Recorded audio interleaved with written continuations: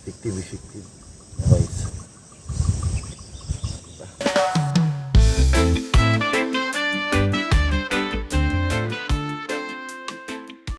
So yun mga koys, babalikan namin ni Kuy Sector yung pinuntahan namin dati na lake, yung man-made lake. Kumuha na kami ng mga bulate. May malaki kaming bulate na kuha dito koys. Ito, maganda to, ang pain. So tingnan natin kung kakainin din ba nilang yung mga bulate. So, maghanap kami mga iba-ibang mga live baits mga koys. Kasi maganda daw yung live baits, yung mga palaka kasi maraming mga ano doon. So, kapag mangunguha kayo ng mga bulate ko is marami yan sa sa ilalim ng mga lata. Basta Tagalog yung lata ko is. Yung katulad nito ko is maraming mga sa ilalim ito maraming mga bulate. Pwedeng kong pain. Yan.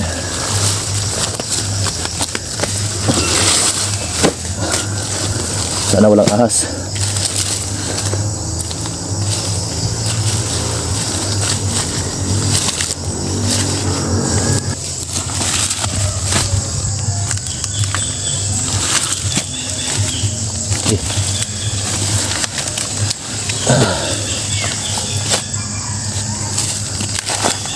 Tara.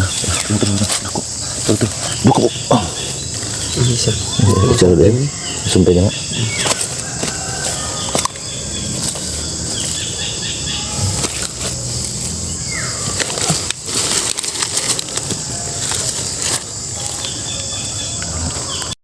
Good day na naman mga Parikoys, no? Welcome to Parikoys Fishing Adventure. So, kung naalala nyo guys, no? Kung naalala nyo, nung nakarang araw, pumunta kami dito ni Kuy Sector para mag-fishing. Kaso lang guys, no? Ginawa na namin yung nilagay namin kain yung harina at saka feeds. Pero hindi pa rin kinain ng mga isda dito sa lake na ito guys. At yung artificial baits na nabili namin sa online, hindi rin kinain dito. So, kung hindi mo nyo nakita yung video ko, puntahan nyo yung video ko guys. Wala kaming huli doon, no? Kaya ngayon, sabi ko nung nakaraan, babalikan namin to, pero magdadala kami ng iba na namang pangpain. So, sana may dala kaming mga bulate at meron din akong live baits. Meron akong river shrimp na dala. So try natin ipain yun. Sabi nila kasi kinakain daw yun ng mga snakehead na fish. So sana. So dito na tayo sa yan yung doon tayo nagstay dati nung nakaraan. Dito yung yan. Binalikan namin to ni Kuy Sector kasi ang lalaki ng mga isda dito, kaso lang pihikan. Ang namimili sila ng pain. So, sana. So, ito muna ang ipapain natin guys, no? Ito muna ang bulate. So, sana kakagat sila nito. So, ganito lang magpain ng bulate guys, no? Sa mga baguhan natin, mga anglers natin dyan.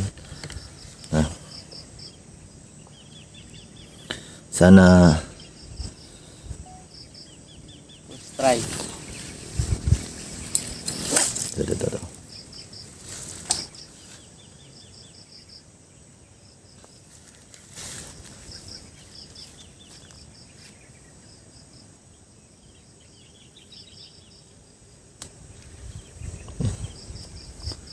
Putol pa.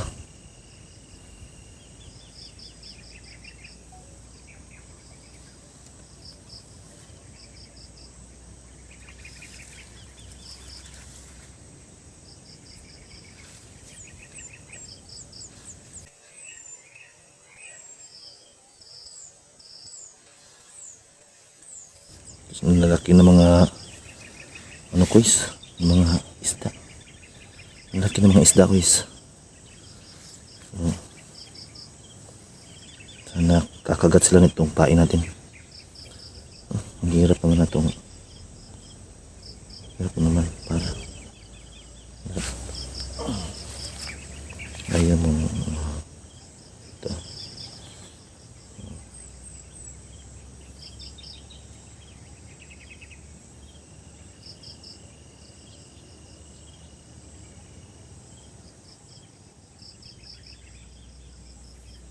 Yan.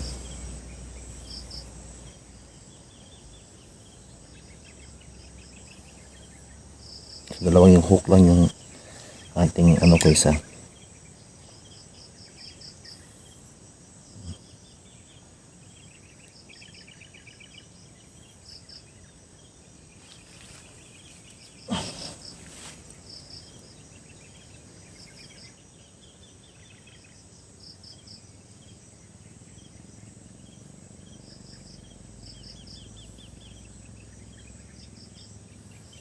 So ayan na. So ito na yung aning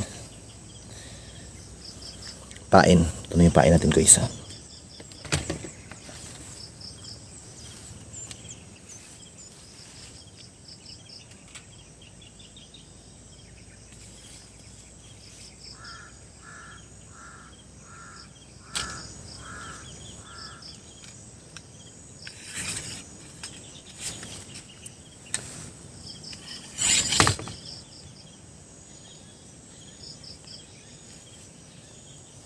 Yan, yan.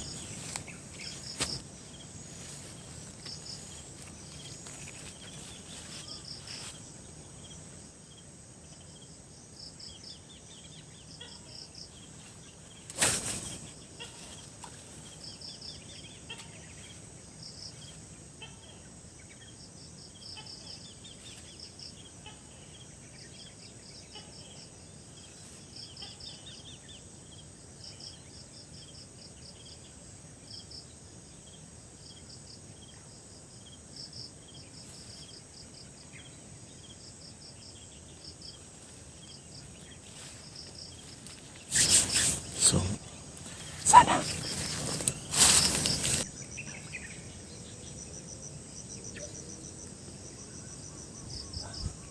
Yes. Effective, effective. Guys.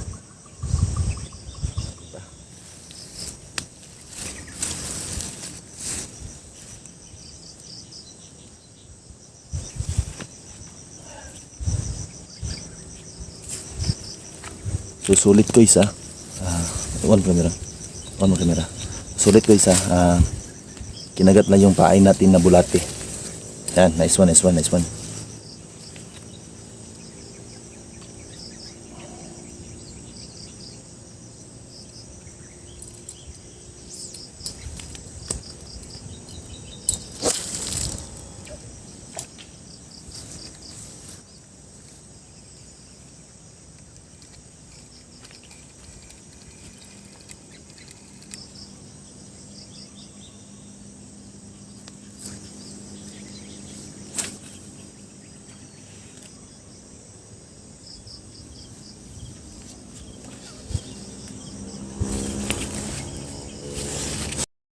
So yan guys, no, uuwi na tayo kasi napakalaki ng ulan.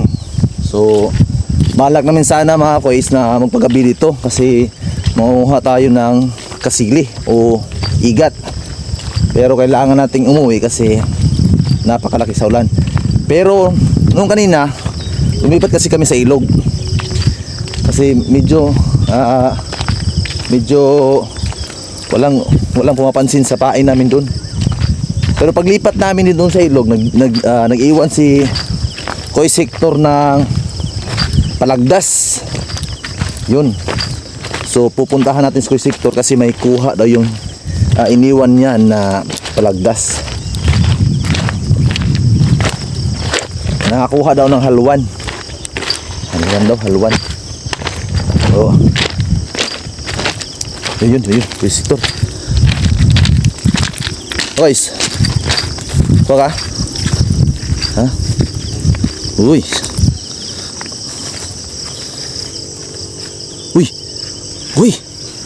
good. Fish.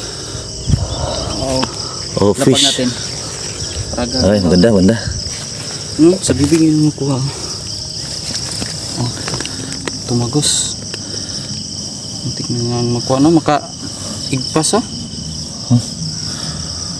Kunin natin to. Yung mga kuys oh. So yan. Huli natin. Babalik natin ng ating kuan. Oo. Lalagyan ulit natin ng Pain. pain.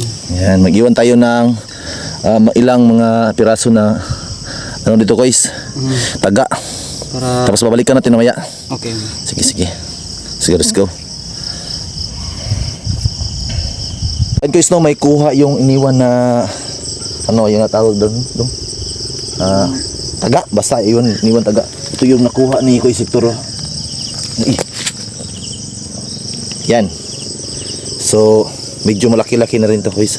Snakehead fish. Kung dito sa Bisaya, halwan. Yan. Hindi ko alam sa Tagalog kung tawag nito. Ito siguro yung dalagang bukid. Ito mga kuys, lagyan na natin ng kuan. Pain, Ihagis na ulit pain. natin. Okay. Ganyan lang. Yan lang. Babalikan natin yan mamaya mga kuys. So yan ha, Sige, maglalagay pa tayo ng iba. Oh, laki kayo. Oh. Ayan. Tama na ito. Pampo ito. So babalik tayo mamaya, ha? Maglalagay tayo ng ilang mga ano dito? Taga. Tapos babalikan tayo mamaya. So gagawa tayo ng mga taga. Ito yung pain natin guys, oh. Yan, mga bulate. Ito pain natin to. Ubusin natin to. Tapos uwi tayo, babalik tayo mga alas 9 o alas 8. Babalik tayo mamaya guys, ha? Let's go.